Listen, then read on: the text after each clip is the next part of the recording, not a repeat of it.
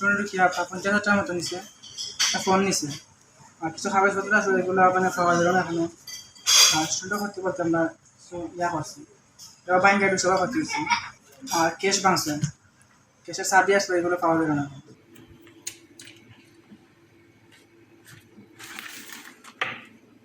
আর আমরা কলেজে এক্সপেন্স হয়েছিল সবগুলো, মানে ব্যালেন্স হয়েছিল সবগুলো নিচে।